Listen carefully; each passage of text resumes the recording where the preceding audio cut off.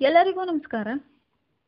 ಇವತ್ತಿನ ಟಿಇಟಿ ವಿಭಾಗದಲ್ಲಿ ನಾವು ಬೋಧನಾ ಸಂಪನ್ಮೂಲಗಳನ್ನು ಗಮನಿಸೋಣ. ಬೋಧನಾ ಸಂಪನ್ಮೂಲಗಳು. ಬೋಧಿಸಿದ ವಿಷಯವು ಮಕ್ಕಳಲ್ಲಿ ಹೆಚ್ಚು ಕಾಲ ಉಳಿಯಬೇಕಾದರೆ ಬೋಧನೋಪಕರಣಗಳ ಬಳಕೆ ಮಾಡುತ್ತಾ ಭಾಷಾ ಶಿಕ್ಷಕನು ಬೋಧನೆಯನ್ನು ಮಾಡುವುದು ಅವಶ್ಯಕವಾಗಿದೆ. ಅಂತೆಯೇ ಇತ್ತೀಚಿನ ದಿನಗಳಲ್ಲಿ ಬೋಧನೋಪಕರಣಗಳ ಪಾತ್ರ ಮಹತ್ವವಾಗಿದೆ. ಬೋಧನಾ ಉದ್ದೇಶಗಳು ಹಾಗೂ ಗುರಿಗಳನ್ನು ಈಡೇರಿಸಬೇಕಾದರೆ ಕಲಿಕಾ ಸಾಮಗ್ರಿಗಳು ಅಥವಾ ಬೋಧನಾ ಸಂಪನ್ಮೂಲಗಳು ಶಿಕ್ಷಣ ಕ್ಷೇತ್ರಕ್ಕೆ ಅತಿ ಅವಶ್ಯಕವಾಗಿವೆ. ಸಹಜವಾಗಿ ಬೋಧನೆಯಲ್ಲಿ ಮತ್ತು ಕಲಿಕೆಯಲ್ಲಿ ಶಿಕ್ಷಕ ಹಾಗೂ ವಿದ್ಯಾರ್ಥಿಗಳಿಗೆ ನೆರವಾಗುವಂತಹ ಉಪಕರಣಗಳಿಗೆ ಬೋಧನಾ ಸಂಪನ್ಮೂಲಗಳು ಅಥವಾ ಬೋಧನಾ ಸಾಧನೆಗಳು ಎಂದು ಕರೆಯಲಾಗಿದೆ. ಭಾಷಾ ತಜ್ಞರುಗಳು ಬೋಧನಾ ಉಪಕರಣಗಳನ್ನು ಪ್ರಮುಖವಾಗಿ 3 ವಿಧಗಳಾಗಿ ವಿಂಗಡಿಸಿದ್ದಾರೆ. ಅವುಗಳು ಎಂದರೆ 1. ದೃಕ್ ಉಪಕರಣಗಳು, 2. ಶ್ರವಣೋಪಕರಣಗಳು, 3. ದೃಕ್ ಶ್ರವಣೋಪಕರಣಗಳು. ಬೋಧನಾ ಸಂಪನ್ಮೂಲಗಳ ಪ್ರಕಾರಗಳು. ಬೋಧನಾ ಸಂಪನ್ಮೂಲಗಳನ್ನು ಅವುಗಳ ಉಪಯೋಗ, ವಿಧಾನ ಮತ್ತು ಸ್ವರೂಪದ ಆಧಾರದ ಮೇಲೆ 7 ಪ್ರಕಾರವಾಗಿ ವಿಂಗಡಿಸಲಾಗಿದೆ. ಅವುಗಳು ಎಂದರೆ 1. ಪಠ್ಯಪುಸ್ತಕಗಳು, 2. ಶ್ರವಣೋಪಕರಣಗಳು, 3. ಭೌತಿಕ ಉಪಕರಣಗಳು, 4. ದೈಹಿಕ ಶ್ರವಣೋಪಕರಣಗಳು, 5. ಸಮೂಹ ಮಾಧ್ಯಮಗಳು, 6. ವಿಷಯ ಕೊಠಡಿ ಅಥವಾ ಭಾಷಾ ಪ್ರಯೋಗಾಲಯ, 7. ಚಟುವಟಿಕೆಗಳು. ಮೊದಲನೇದಾಗಿ ಪಠ್ಯಪುಸ್ತಕಗಳು. ಬೋಧನಾ ಸಂಪನ್ಮೂಲಗಳಲ್ಲಿ ಪಠ್ಯ ಪುಸ್ತಕಗಳು ಪ್ರಮುಖ ಪಾತ್ರ ವಹಿಸುತ್ತವೆ. ಈ ಭಾಷಾ ಪುಸ್ತಕವು ವಿದ್ಯಾರ್ಥಿಗಳಿಗೆ ಭಾಷಾ ಕೌಶಲ್ಯಗಳನ್ನು ಬೆಳೆಸಲು ಅವಶ್ಯಕವಾದಂತಹ ಭಾಷಾ ಪರಿಕರಗಳನ್ನು ಒದಗಿಸುವ ಒಂದು ಸಂಪನ್ಮೂಲವಾಗಿದೆ. ಭಾಷಾ ಬೋಧನೆಗೆ ಪಠ್ಯ ಪುಸ್ತಕವು ಅತಿ ಅವಶ್ಯಕವಾಗಿದೆ.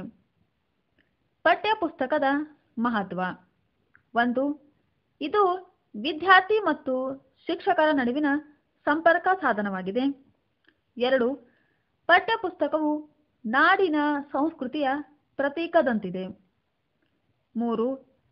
ಪಠ್ಯಪುಸ್ತಕವು ಶಿಕ್ಷಣದ ಅವಿಭಾಜ್ಯ ಅಂಗವಾಗಿದೆ. 4. ಪಠ್ಯಪುಸ್ತಕವು ಶಿಕ್ಷಕರ ಕೈಪಿಡಿಯಂತೆ ಕಾರ್ಯವನ್ನು ನಿರ್ವಹಿಸುತ್ತದೆ. 5. ಪಠ್ಯಪುಸ್ತಕವು ವಿದ್ಯಾರ್ಥಿಗಳಿಗೆ ಕಾಮಧೇನು ಇದ್ದಂತೆ. ಭಾಷಾ ಬೋಧಕರ ಅನುಕೂಲತೆಯನ್ನು ಆಧರಿಸಿ ಪಠ್ಯಪುಸ್ತಕಗಳನ್ನು ಮತ್ತೆ 2 ಪ್ರಕಾರಗಳಾಗಿ ವಿಂಗಡಿಸಲಾಗಿದೆ. 1. ಆಧಾರ ಗ್ರಂಥಗಳು, 2. ನಿಘಂಟು ಮತ್ತು ವಿಶ್ವಕೋಶಗಳು. ಮೊದಲನೇದಾಗಿ ಆಧಾರ ಗ್ರಂಥಗಳು. ಭಾಷಾ ಬೋಧಕನು ತರಗತಿಗಳಲ್ಲಿ ನಾನಾ ವಿಷಯಗಳಿಗೆ ಸಂಬಂಧಿಸಿದಂತೆ ಬೋಧಿಸುವುದರಿಂದ ಕೇವಲ ಪಠ್ಯಪುಸ್ತಕಗಳಲ್ಲಿರುವ ವಿಷಯ ಮಾತ್ರ ಬೋಧಿಸಿದರೆ ಸಾಲದು. ಆದ್ದರಿಂದ ಭಾಷಾ ಶಿಕ್ಷಕನು ವಿಷಯಗಳಿಗೆ ಪೂರಕವಾದಂತಹ ಮಾಹಿತಿಯನ್ನು ಪಡೆಯಲು ಅನೇಕ ಆಧಾರ ಗ್ರಂಥಗಳನ್ನು ಅಭ್ಯಾಸ ಮಾಡುವುದು ಅವಶ್ಯಕವಾಗಿದೆ. ಎರಡನೇದಾಗಿ ನಿಘಂಟು ಮತ್ತು ವಿಶ್ವಕೋಶ. ಬೋಧನಾ ಉಪಕರಣಗಳಲ್ಲಿ ನಿಘಂಟು ಮತ್ತು ವಿಶ್ವಕೋಶಗಳು ಪ್ರಮುಖವಾಗಿವೆ. ಭಾಷಾ ಶಿಕ್ಷಕನು ಶಬ್ದ ಭಂಡಾರವಿಲ್ಲದೆ ಭಾವನೆಗಳನ್ನು ಅಭಿವ್ಯಕ್ತಗೊಳಿಸಲಾರ. ಆದ್ದರಿಂದ ಭಾಷಾ ಶಿಕ್ಷಕನು ದಿನನಿತ್ಯ ನಿಘಂಟು ಅಥವಾ ವಿಶ್ವಕೋಶ ನೋಡುವುದು ಅವಶ್ಯವಾಗಿದೆ. ಅಲ್ಲದೆ ಇದು ಮಕ್ಕಳಲ್ಲಿ ಶಬ್ದ ಭಂಡಾರವನ್ನು ಕೂಡ ಹೆಚ್ಚಿಸುತ್ತದೆ. ಎರಡನೇದಾಗಿ ಶ್ರವಣೋಪಕರಣಗಳು. ಬೋಧನಾ ಸಂಪನ್ಮೂಲಗಳಲ್ಲಿ ಶ್ರವಣೋಪಕರಣಗಳು ಕೂಡ ಮಹತ್ವದ ಪಾತ್ರ ವಹಿಸುತ್ತವೆ. ಶ್ರವಣೋಪಕರಣಗಳು ಎಂದರೆ ಕಿವಿಗಳಿಂದ ಕೇಳಿ ಮನನ ಮಾಡಿಕೊಳ್ಳಬಹುದಾದ ಉಪಕರಣಗಳನ್ನು ಶ್ರವಣೋಪಕರಣಗಳು ಎಂದು ಕರೆಯಲಾಗಿದೆ. ಶ್ರವಣೋಪಕರಣಗಳ ಪ್ರಕಾರಗಳು: 1. ರೇಡಿಯೋ. 2. ಧ್ವನಿ ಸುರುಳಿ ಅಥವಾ ಟೇಪ್ ರೆಕಾರ್ಡರ್ಗಳು. ಮೊದಲನೇದಾಗಿ ರೇಡಿಯೋ. ರೇಡಿಯೋ ಶಿಕ್ಷಣ ರಂಗದಲ್ಲಿ ಹೆಚ್ಚು ಉಪಯುಕ್ತ ಮತ್ತು ಬಹುಮುಖ ರೀತಿಯಲ್ಲಿ ಕಾರ್ಯ ಮಾಡುವ ಶ್ರವಣ ಸಾಧನವಾಗಿದೆ. ಇತ್ತೀಚಿನ ದಿನಗಳಲ್ಲಿ ರೇಡಿಯೋ ಕಾರ್ಯಕ್ರಮದಲ್ಲಿ ಶಾಲಾ ಕಾರ್ಯಕ್ರಮಗಳಿಗೆ ಸಂಬಂಧಪಟ್ಟಂತೆ ವಿಷಯ ವಿಚಾರಗಳು, ಚರ್ಚೆಗಳು, ಸಮಸ್ಯೆಗಳು ಮುಂತಾದ ವಿವಿಧ ತೆರನಾದ ಕಾರ್ಯಕ್ರಮಗಳನ್ನು ಪ್ರಸಾರ ಮಾಡಲಾಗುತ್ತಿದೆ.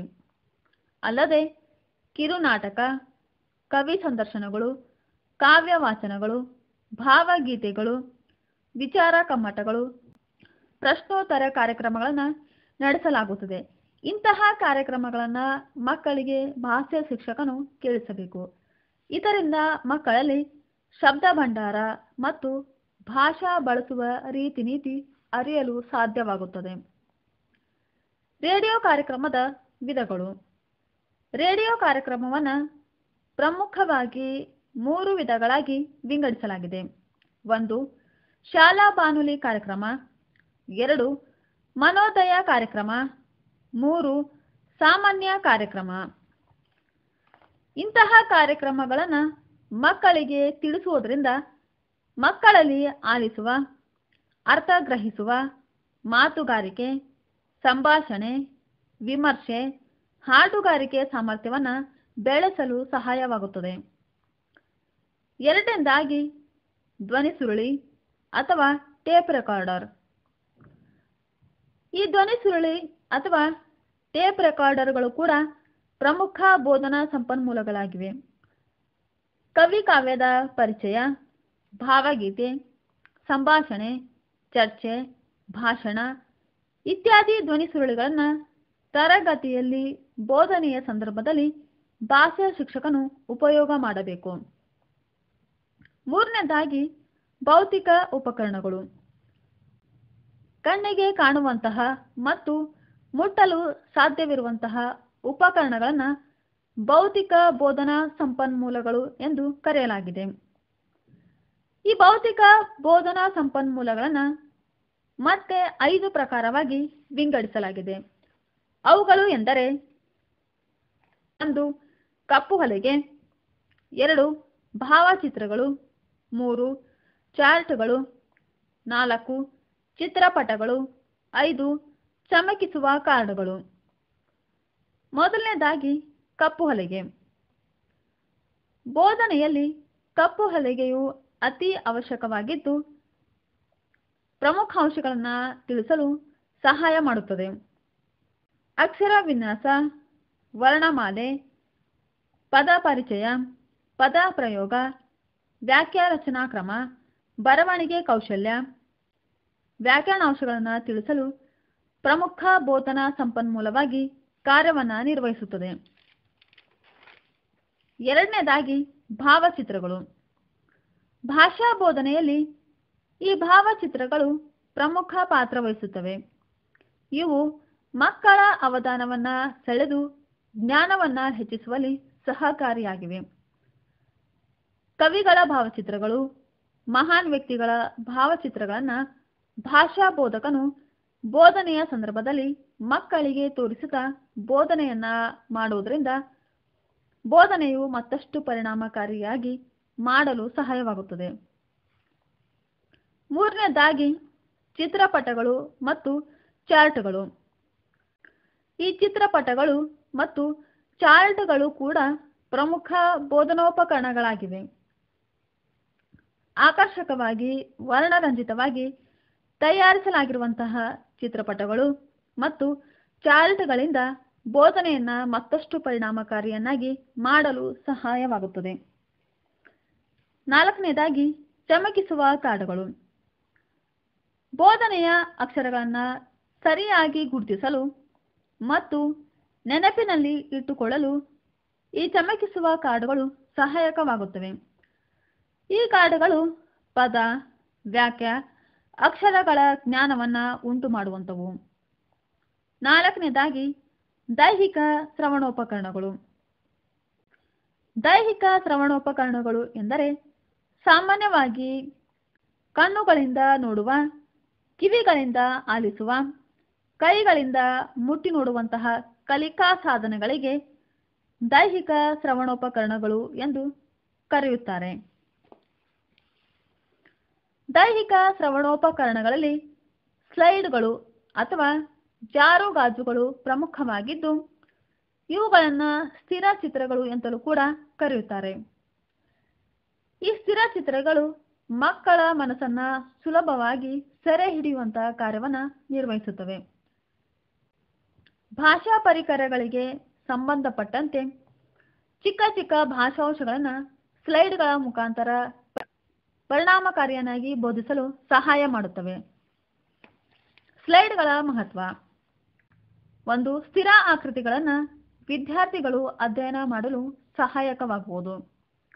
2, ಪ್ರಮುಖ ಅಂಶಗಳ ಚರ್ಚೆಗೆ ಬೆಂಬಲವನ್ನು ನೀಡುತ್ತದೆ.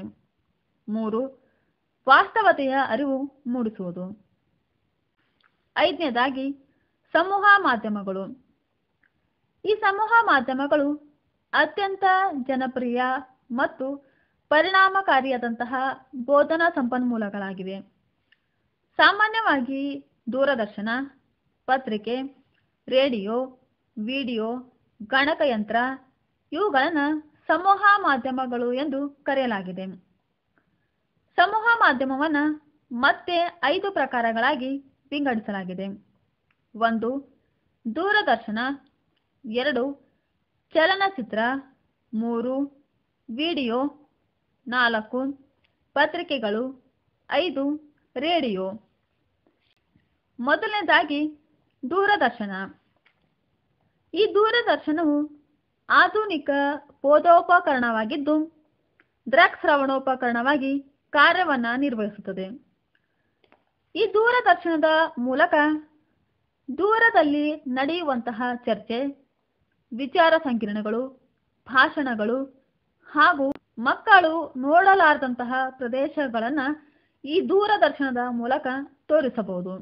ಇದು ಮಕ್ಕಳಲ್ಲಿ ಉತ್ತಮ ಸಂಭಾಷಣೆ, ಹಾಡುಗಾರಿಕೆ, ಶಬ್ದ ಭಂಡಾರವನ್ನು ಹೆಚ್ಚಿಸಲು ಸಹಾಯ ಮಾಡುತ್ತದೆ. 2ನೇದಾಗಿ ಚಲನಚಿತ್ರ. ಇಂದು ಚಲನಚಿತ್ರವು ಶೈಕ್ಷಣಿಕ ಮತ್ತು ಮನೋರಂಜನಾ ದೃಷ್ಟಿಯಿಂದ ಮಹತ್ವದ ಸ್ಥಾನವನ್ನು ಪಡೆದುಕೊಂಡಿದೆ. ಇದು ಔಪಚಾರಿಕ ಮತ್ತು ಅನೌಪಚಾರಿಕ ಬಗೆಯ ಶಿಕ್ಷಣ ನೀಡುವಲ್ಲಿ ಪ್ರಮುಖ ಪಾತ್ರ ವಹಿಸುತ್ತಿದೆ. ಚಲನಚಿತ್ರಗಳಲ್ಲಿ ಜೀವನದ ಪ್ರಮುಖ ಘಟನೆಗಳು, ಸಾಹಸ ಕಥೆಗಳು, ಮಹಾನ್ ಪುರುಷರ ವ್ಯಕ್ತಿತ್ವ, ಸಾಮಾಜಿಕ ಸಮಸ್ಯೆಗಳು, ಸಮಕಾಲೀನ ವಿದ್ಯಮಾನ, ಆರೋಗ್ಯ, ನೈರ್ಮಲೀಕರಣ ಮುಂತಾದವುಗಳ ಬಗ್ಗೆ ತೋರಿಸುವುದರಿಂದ ಇದು ಸಾಮಾನ್ಯವಾಗಿ ಮಕ್ಕಳಲ್ಲಿ ಜ್ಞಾನದ ಮಟ್ಟವನ್ನು ಹೆಚ್ಚಿಸುತ್ತದೆ. 3ನೇದಾಗಿ ವಿಡಿಯೋ. ಈ ವಿಡಿಯೋಗಳು ಕೂಡ ಚಲನಚಿತ್ರದಂತೆ ಕಾರ್ಯವನ್ನು ನಿರ್ವಹಿಸುತ್ತವೆ. ವಿಡಿಯೋಗಳನ್ನು ನೋಡುವುದರಿಂದ ಮಕ್ಕಳಲ್ಲಿ ಸಾಹಿತ್ಯಾಭಿಮಾನ, ಭಾಷಾವೃದ್ಧಿ, ವಾಕ್ಚಾತುರ್ಯ, ಸಂಗೀತ ಆಲಿಸುವಂತಹ ಸಾಮರ್ಥ್ಯಗಳನ್ನು ಬೆಳೆಸಬಹುದು. 4ನೇದಾಗಿ ಪತ್ರಿಕೆಗಳು. ಈ ಪತ್ರಿಕೆಗಳು ಪ್ರಸ್ತುತ ಸಮಾಜದಲ್ಲಿ ಹಾಗೂ ಶಿಕ್ಷಣ ರಂಗದಲ್ಲಿ ಪ್ರಮುಖ ಸ್ಥಾನವನ್ನು ಪಡೆದುಕೊಂಡಿವೆ. ಪತ್ರಿಕೆಗಳು ವಿಶ್ವ, ದೇಶ, ರಾಜಕೀಯ, ಸಾಮಾಜಿಕ, ಆರ್ಥಿಕ, ಧಾರ್ಮಿಕ, ಸಾಹಿತ್ಯಿಕ, ಪ್ರಾಕೃತಿಕ ಮತ್ತು ವೈಜ್ಞಾನಿಕ ಅಂಶಗಳನ್ನು ಪ್ರತಿಪಾದಿಸುವ ಹಾಗೂ ಪ್ರಕಟಿಸುವ ಸಾಮರ್ಥ್ಯವನ್ನು ಹೊಂದಿವೆ. ಈ ಪತ್ರಿಕೆಗಳನ್ನು ಓದುವುದರಿಂದ ಮಕ್ಕಳಲ್ಲಿ ಸಹಜವಾಗಿ ಭಾಷೆಯ ಸಾಮರ್ಥ್ಯ ಹಾಗೂ ವಿವಿಧ ಕೌಶಲ್ಯಗಳನ್ನು ಬೆಳೆಸಲು ಸಹಾಯ ಮಾಡುತ್ತದೆ. 5ನೇದಾಗಿ ರೇಡಿಯೋ. ಈ ರೇಡಿಯೋಗಳು ಕೂಡ ಪ್ರಪಂಚದಲ್ಲಿ ನಡೆಯುವಂತಹ ಪ್ರಚಲಿತ ವಿದ್ಯಮಾನಗಳ ಬಗ್ಗೆ ಮಾಹಿತಿಯನ್ನು ಬಿತ್ತರಿಸುವುದರಿಂದ ಸಹಜವಾಗಿ ಮಕ್ಕಳಲ್ಲಿ ಸಾಮಾನ್ಯ ಜ್ಞಾನದ ಜೊತೆಗೆ ಭಾಷಾ ಜ್ಞಾನವು ವೃದ್ಧಿಯಾಗುತ್ತದೆ. ಸಮೂಹ ಮಾಧ್ಯಮಗಳ ಮಹತ್ವ. 1, ಪ್ರಪಂಚದ ಪ್ರಮುಖ ಘಟನೆಗಳು, ಸಂಸ್ಕೃತಿ ಮತ್ತು ಜನಜೀವನದ ಬಗ್ಗೆ ತಿಳಿಸುತ್ತವೆ. 2. ವಿಶೇಷ ಉಪನ್ಯಾಸಗಳು, ಚರ್ಚೆಗಳು ಪ್ರಸಾರ ಮಾಡುವುದರಿಂದ ಜ್ಞಾನ ಅಭಿವೃದ್ಧಿಯನ್ನು ಹೆಚ್ಚಿಸಲು ಸಾಧ್ಯವಾಗಿದೆ. 3. ಬೋಧಕನ ಜ್ಞಾನ ಮಟ್ಟವನ್ನು ಹೆಚ್ಚಿಸುತ್ತವೆ. 4. ಮಕ್ಕಳಲ್ಲಿ ಭಾಷಾ ಸಾಮರ್ಥ್ಯ, ಆಲಿಸುವ ಕೌಶಲ್ಯ, ಶಬ್ದ ಭಂಡಾರವನ್ನು ಹೆಚ್ಚಿಸುತ್ತವೆ. 6ನೇದಾಗಿ ವಿಷಯ ಕೊಠಡಿ ಅಥವಾ ಭಾಷಾ ಪ್ರಯೋಗಾಲಯ. ಭಾಷಾ ಪ್ರಯೋಗಾಲಯ ಎಂದರೆ ವಿದ್ಯಾರ್ಥಿಗಳಿಗೆ ಭಾಷಾ ಕೌಶಲ್ಯಗಳನ್ನು ಬೋಧಿಸಲು, ಭಾಷಾ ಕೌಶಲ್ಯಗಳಲ್ಲಿನ ದೋಷಗಳನ್ನು ಪರಿಹರಿಸಲು ಮತ್ತು ವಿವಿಧ ಭಾಷಾ ಕೌಶಲ್ಯಗಳನ್ನು ಅಭ್ಯಾಸ ಮಾಡಿಸುವ ಉದ್ದೇಶದಿಂದ ವೈಜ್ಞಾನಿಕವಾಗಿ ವ್ಯವಸ್ಥಿತಗೊಳಿಸಲಾಗಿರುವ ಪ್ರಯೋಗಾಲಯವನ್ನು ಭಾಷಾ ಪ್ರಯೋಗಾಲಯ ಎಂದು ಕರೆಯುತ್ತಾರೆ. ಭಾಷಾ ಪ್ರಯೋಗಾಲಯದಲ್ಲಿ ರೇಡಿಯೋ, ಧ್ವನಿ ಮುದ್ರಣ, ಧ್ವನಿವರ್ಧಕ ಯಂತ್ರ, ದೃಕ್ಶ್ರವಣೋಪಕರಣಗಳು, ಓವರ್ ಹೆಡ್ ಪ್ರಾಜೆಕ್ಟರ್, ಸ್ಲೈಡ್ಗಳು, ಶ್ರವಣ ಯಂತ್ರ, ದೂರದರ್ಶನ, ಗಣಕಯಂತ್ರ ಮುಂತಾದವುಗಳನ್ನು ಒಳಗೊಂಡಿರುತ್ತದೆ. ಜೊತೆಗೆ ಧ್ವನಿ ವಿಜ್ಞಾನ, ವ್ಯಾಕರಣಶಾಸ್ತ್ರ, ವಿಶ್ವಕೋಶಗಳು, ಸಂಶೋಧನಾ ವರದಿಗಳನ್ನು ಈ ಭಾಷಾ ಕೊಠಡಿಯು ಒಳಗೊಂಡಿರುತ್ತದೆ. ಭಾಷಾ ಪ್ರಯೋಗಾಲಯದ ಮಹತ್ವ: 1. ಧ್ವನಿ ಮತ್ತು ಶಬ್ದಗಳ ಅನುಕರಣೆಗೆ ಸಹಾಯಕವಾಗಿದೆ. 2. ವಿದ್ಯಾರ್ಥಿಯ ಕಲಿಕಾ ದೋಷವನ್ನು ತೋರಿಸುತ್ತದೆ. 3. ವಿದ್ಯಾರ್ಥಿಗಳ ಕಲಿಕಾ ಸುಧಾರಣೆಗೆ ಸಹಾಯಕವಾಗಿದೆ. 4. ಒಟ್ಟಾರೆಯಾಗಿ ಭಾಷಾ ಅಭಿವೃದ್ಧಿಗೆ ಸಹಾಯಕವಾಗಿದೆ. ಭಾಷಾ ಪ್ರಯೋಗಾಲಯವು ಈ ಕೆಳಗಿನ ವಿಧಾನಗಳನ್ನು ಅಳವಡಿಸಿಕೊಂಡು ಕಾರ್ಯವನ್ನು ನಿರ್ವಹಿಸುತ್ತದೆ. 1. ಬ್ರಾಡ್ಕಾಸ್ಟಿಂಗ್ ಟೈಪ್, ಇದನ್ನು ಬಿತ್ತರಣೆ ವಿಧಾನ ಎನ್ನುವರು. 2. ಲೈಬ್ರರಿ ಟೈಪ್, ಇದು ಗ್ರಂಥಾಲಯ ವಿಧಾನವಾಗಿದೆ. 3. ಚಕ್ರಸೂಚಿ ವಿಧಾನ. 4. ಜೋಡಣಾ ವಿಧಾನ. ಈ ಜೋಡಣಾ ವಿಧಾನದಲ್ಲಿ ಬಿತ್ತರಣೆ ಪದ್ಧತಿ ಮತ್ತು ಗ್ರಂಥಾಲಯ ಪದ್ಧತಿ ಒಟ್ಟಿಗೆ ಸಂಯೋಜಿಸಲಾಗಿದೆ. 7ನೇದಾಗಿ ಚಟುವಟಿಕೆಗಳು. ಈ ಚಟುವಟಿಕೆಗಳು ಸಹ ಉತ್ತಮ ಮತ್ತು ಪರಿಣಾಮಕಾರಿಯಾದಂತಹ ಭಾಷಾ ಸಂಪನ್ಮೂಲಗಳಾಗಿವೆ.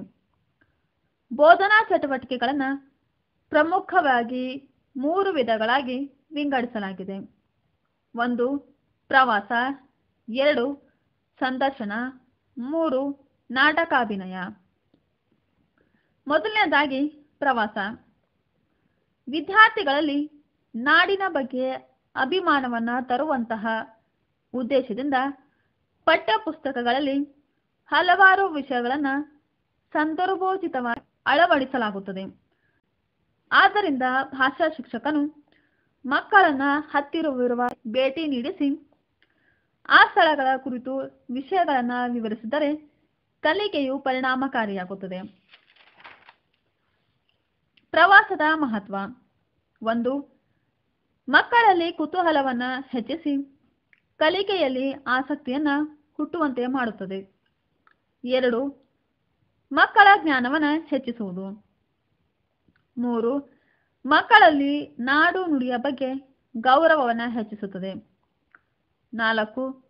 ಮಕ್ಕಳಲ್ಲಿ ಸೌಹಾರ್ದತೆಯನ್ನು ಬೆಳೆಸುತ್ತದೆ. 2ನೇದಾಗಿ ಸಂದರ್ಶನ. ಭಾಷಾ ಬೋಧನೆಯಲ್ಲಿ ಸಂದರ್ಶನವು ಅತ್ಯುತ್ತಮವಾದಂತಹ ಚಟುವಟಿಕೆಯಾಗಿದೆ.